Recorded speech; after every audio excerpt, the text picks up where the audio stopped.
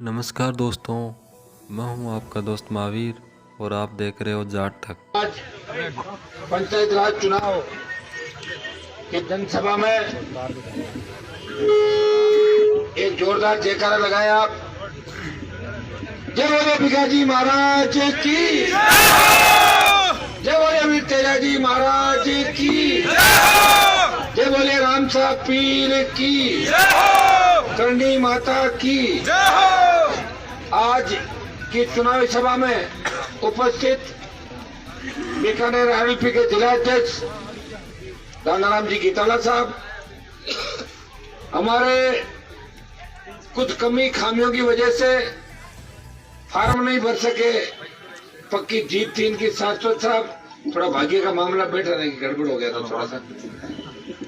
29 number के प्रत्याशी doctor विवेक मात्रा जी, हमारी बहन जो पंचायत समिति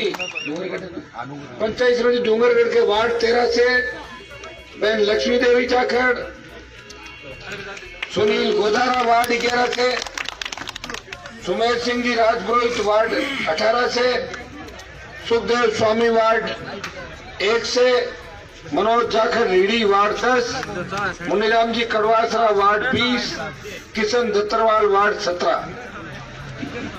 सबसे पहले तो आज बीकानेर और चूरू के अंदर चुनाव प्रचार की शुरुआत करी।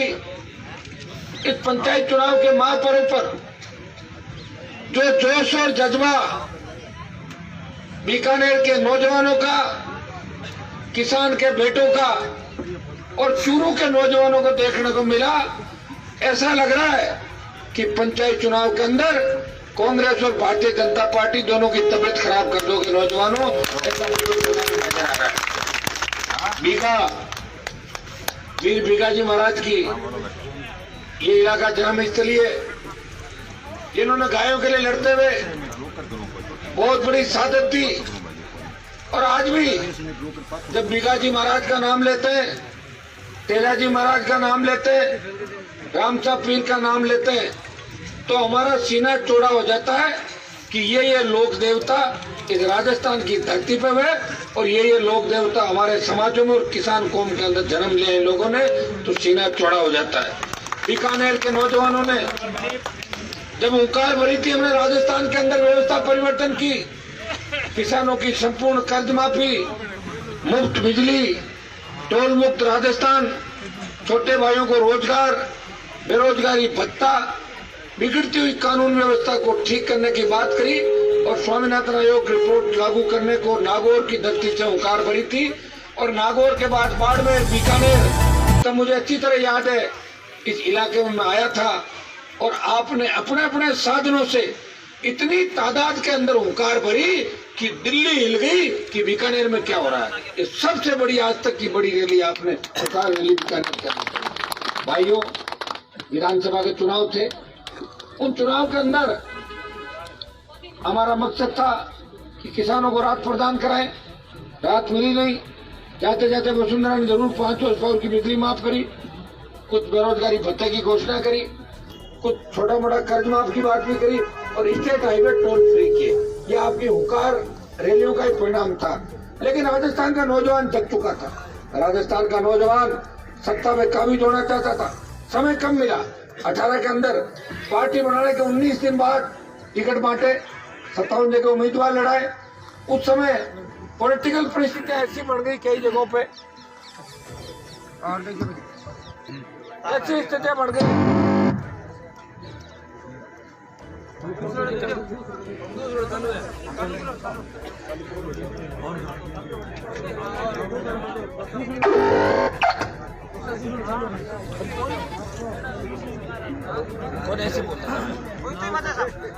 ऐसी परिस्थितियां बढ़ गई कि हमें आशातीत सफलता राजस्थान के अंदर नहीं मिली।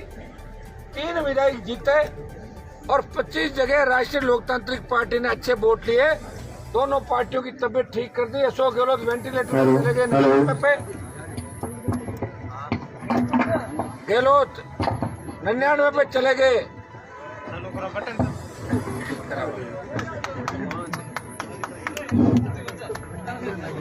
कोई नहीं, ऐसे ही चला लें काम, चिंता मत करो। तब कांग्रेस पार्टी 99 पे रह गई और भारतीय जनता पार्टी को 72-73 पे धकेल दिया और 40 साल में पहली बार 30 के लगभग सीटें तीसरे मोर्चे की आई राजस्थान के अंदर। ये आरएलपी के नौजवानों की मेहनत का ही परिणाम था, ये तेजाजी के भक्तों की मेहनत का ही परिणाम था कि दोनों पार्टियों को सबक सिखाया राजस्थान के अंदर। और भाइयों, जब मेरे 3 विधायक थे और अशोक गहलोत शपथ लेने के लिए दिल्ली से रवाना हुए, एन वक्त में मैंने पायलट को समर्थन दे दिया, पढ़ा था आपने अखबारों में, तो गहलोत की शपथ को रोक दिया 24 घंटे के लिए। ये राष्ट्रीय लोकतांत्रिक पार्टी के जवानों की राजस्थान के अंदर जो पॉलिटिकल सिनेरियो बना राजस्थान के अंदर, उसमें राष्ट्रीय लोकतांत्रिक पार्टी की बहुत बड़ी भूमिका थी। उसके बाद लोकसभा के चुनाव आए, लोकसभा के चुनाव के अंदर मैंने आप सबको पूछा मुझे क्या करना है, तब आपने कहा कि पप्पू के साथ नहीं रहना, आपने ये कहा पूरे राजस्थान। तो मैंने कहा ठीक है, नहीं रहेंगे, तो आपके हिसाब से बात करिए। और गहलोत के बेटे को हराया और 25 की 25 सीट आरएलपी और बीजेपी गठबंधन ने 25-0 का स्कोर राजस्थान के अंदर आया। भाई स्कोर तो आ गया, मेरा आपके बिना मन नहीं लगता। मैं हमेशा मंत्री पदों को ठोकर मारता रहा हूँ, सत्ता में भी मेरा मन कम लगता है। दिल्ली में किसान बिल आया और किसानों के जो 3 बिल आए, उन बिलों पे आपके सांसद ने किसानों का साथ दिया और प्रधानमंत्री जी को कहा कि प्रधानमंत्री जी अगर बिल वापस नहीं लिए तो हनुमान बेनीवाल का रास्ता अलग होगा, वो अपने भाई किसान भाइयों के साथ सड़कों पे संघर्ष करेगा और दिल्ली कूच करेगा। ये मैंने मेरी पार्टी का विलय नहीं किया। मुझे अगर मंत्री बनना होता तो आरएलपी को बीजेपी में मिला देता और बन के मंत्री आ जाता। आपको पता लोग मंत्री बनने के लिए क्या क्या कर लेते हैं, कितना ही अपमान कर दो लोगों का, कितनी ही बेइज्जती कर दो, लेकिन लाल बत्ती और मंत्री बना दो, वहां जाके बैठ जाएंगे उस जगह पे जहाँ मन भी नहीं लगता। एक मात्र ऐसा देता हूँ जो आपके मान सम्मान और स्वाभिमान की लड़ाई लड़ रहा हूँ। आप बच्चों का मन था कि डीला के अंदर वोट मांगने आओ, आ गया। राजस्थान में हर जगह तो मैं नहीं पहुंच पाऊंगा क्योंकि पहला चरण का चुनाव 23 तारीख को है और 21 को प्रचार बंद हो जाएगा। मेरे जिले में भी तो कांग्रेस बीजेपी ने पूरा जोर लगा रखा है, खुद के इलाके में भी बाड़मेर है, उधर आपका मेवाड़ का इलाका सीकर चूरू से लेकर हनुमानगढ़ तक। लेकिन मैं कोशिश करूंगा, रात और दिन चलूंगा, जहाँ जहाँ मेरे छोटे भाई मेरे जाने से अगर जीत रहे हैं उनको जिताने के लिए हनुमान बेनीवाल वोट की अपील करने के लिए अपने भाइयों को मजबूत जाएगा। देखिए गहलोत और वसुंधरा तो इन चुनाव में कोई नहीं घूमेंगे, गहलोत तो वैसे ही घूमेगा, पायलट गहलोत का जो आंकड़ा आपको पता है। और बीजेपी में 13 मुख्यमंत्री के दावेदार है, कितने 13 तो अभी है, 1.5-2 साल बाद होगी जब 27 के करीब हो जाएंगे सीएम के दावेदार। इसलिए भाइयों जो 23 की टक्कर है वो ये तो तय है कि राष्ट्रीय लोकतांत्रिक पार्टी राजस्थान में टक्कर में रहेगी। कांग्रेस और बीजेपी में से एक को तीसरे नंबर पर धकेल देंगे और आप ज्यादा मजबूती रखोगे तो कोई बड़ी बात नहीं।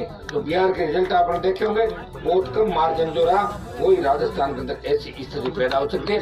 और आरएलपी का अगर राज राजस्थान में बढ़ा, मैं आपको विश्वास दिलाता हूँ कि जिन मुद्दों को लेकर अपन लड़ाई लड़ रहे हैं उन ये जो पंचायत राज का चुनाव है, इससे सबसे ज्यादा ताकत अगर किसी को मिलेगी वो बोतल अगर जीतेगी, आरएलपी जीतेगी तो हनुमान बेनीवाल की किसानों की पार्टी मजबूत होगी और दिल्ली तक उसकी चर्चा होगी। कांग्रेस बीजेपी को कोई फर्क नहीं पड़ने वाला, जीत भी जाए तो क्या है और हार भी जाए तो उनकी सेहत पर असर पड़ेगा नहीं। अपने जीतेंगे तो नौजवानों के अंदर एक नई ऊर्जा का संचार होगा। पूरे राजस्थान और दिल्ली में बात चलेगी कि राष्ट्रीय लोकतांत्रिक पार्टी जीती है, जो किसान के बेटों की पार्टी है। और भाइयों ये जमीन 2023 की जमीन राजस्थान के अंदर तैयार होगी और जमीन तैयार करने के लिए बाहर से किसी को लाने की आवश्यकता नहीं। जमीन तैयार राजस्थान के जवान करेंगे, डूंगरगढ़ बीकानेर के जवान करेंगे। और आपका इस बार आपका मन देख के लग रहा है कि आपका मूड सही है और जवानों के साथ साथ किसान और बुजुर्ग जो आशीर्वाद देना है, निश्चित रूप से आरएलपी इन पंचायत चुनाव के अंदर बहुत बड़ा परचम राजस्थान के अंदर फहराएगी, ऐसा मुझे लग रहा है। भाइयों जिला परिषद पंचायत समिति के अंदर अगर नौजवान जीत के जाते हैं कि इलाके के विकास की बात भी करेंगे, ये वहाँ लड़ाई लड़ेंगे। बाहर मैं लड़ूंगा दिल्ली के अंदर, राजस्थान की विधानसभा के अंदर 3 विधायक है और असली में तो राजस्थान में विपक्ष कहाँ पे आप बताओ। कांग्रेस की जो गुंडागर्दी चल रही है, जिस तरह मर्डर, बलात्कार, हत्याएं, जिंदा जलाने की घटनाएं हो रही राजस्थान के अंदर, उसमें भारतीय जनता पार्टी ने चुप्पी साध ली। बहुत बड़ा परिवहन घोटाला हुआ, लेकिन बीजेपी बोली नहीं विधानसभा के अंदर, क्योंकि परिवहन मंत्री के और बीजेपी के तार जुड़े हुए थे। आरएलपी बोली, हर मुद्दे पे आरएलपी बोली।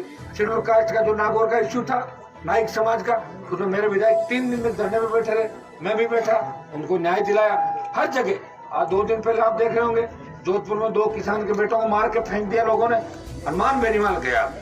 आप मुझे हर वक्त लड़ता हुआ देखोगे और हर कौम के लिए लड़ता हुआ देखोगे। हनुमान बेनीवाल इस राजस्थान की 36 कौम के लिए पिछले 20 साल से लगातार लड़ाई लड़ रहा है, और उससे पहले कॉलेज यूनिवर्सिटी के अंदर भी 5 साल लड़ाई लड़ी। और इसीलिए भगवान की कृपा मेरे ऊपर है, आप सबका आशीर्वाद है कि बड़े बड़े नेता और बड़ी बड़ी पार्टियां जो काम नहीं कर पाई, उससे ज्यादा आशीर्वाद देके आपने सारे रिकॉर्ड हुंकार रैलियों के अंदर पब्लिक इतनी तादाद में आशीर्वाद देना आई कि सारे रिकॉर्ड आपने तोड़ दिए। उस समय वोट में कन्वर्ट नहीं हुआ, कई जगह आनंद फानन के अंदर चुनाव, नई पार्टी थी, सारी टीमें नहीं बनी। लेकिन भाइयों 23 में पूरी तैयारी आपको करनी है। 23 के अंदर राष्ट्रीय लोकतांत्रिक पार्टी किसी के लिए राजस्थान में एक भी सीट नहीं छोड़ेगी, पूरी 200 जगह आरएलपी उम्मीदवार उतारेगी। सबको पूरी ताकत के साथ लड़ना है।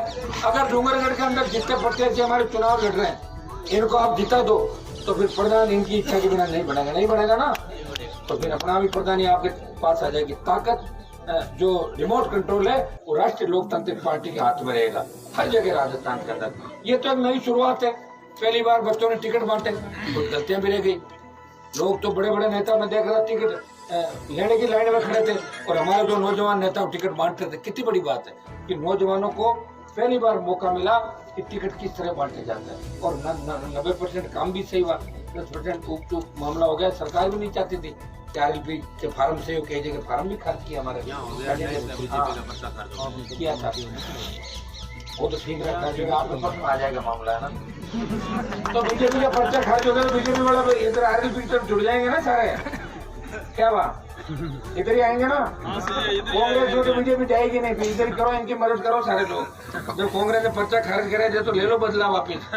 भाइयों, आप सबको आपके जोश के लिए, जज्बे के लिए तो मैं धन्यवाद देता ही देता हूँ, और मैं आपको विश्वास दिलाता हूँ आज आपको और मजबूत करने के लिए आपके इलाके के अंदर आया हूँ। मुझे चूरू में भी अभी कई जगहों में जाना है। कल मेरी नागौर जिले के अंदर रैली है, उसके बाद मैं बाड़मेर के अंदर जाऊंगा। यहाँ बावरी समाज की भी काफी संख्या है। मारवाड़ के अंदर तो पहले बावरी को एमएलए हनुमान बेनीवाल के आरएलपी पार्टी ने बनाया मेड़ता से, और मेरी तरफ से मान लो कि हनुमान जी आ गए, मान लिया तो ठीक है, और आप ज्यादा चीज कर दो उनको भेजूं, उनकी थोड़ी तबियत खराब हो रही है, बताओ आप मान लोगे क्या? मेरी तरफ से बावरी समाज वाले हनुमान जी की आरएलपी पार्टी के एक बावरी विधायक है, और आप सब आरएलपी को वोट डालेंगे, बैठे है ना। हाँ तो मदद करा देना आप, है ना। बोतल के चिन्ह से जीती आपकी एमएलए साहब। वाह,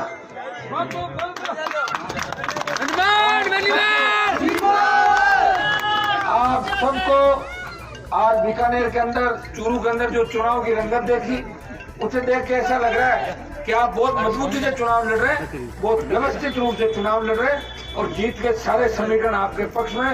सब लोक देवताओं की कृपा अपने ऊपर रहेगी, और अपना परचम इन राजस्थान के पंचायत राज चुनाव के अंदर फैलेगा। आप सबको इतना ही भरोसा दिलाता हूँ कि हनुमान बेनीवाल आगे की पंक्ति में खड़ा मिलेगा। जहाँ भी किसान और जवान को आवश्यकता पड़ेगी, पेट दिखा के नहीं भागूंगा, आगे खड़ा मिलूंगा और आपको न्याय दिलाऊंगा। किसान को सारा मिलूंगा। बोतल का चिन्ह है और बोतल को मजबूत करना है, आरएलपी को मजबूत करना है। बहुत बहुत आपको धन्यवाद। जय हिंद।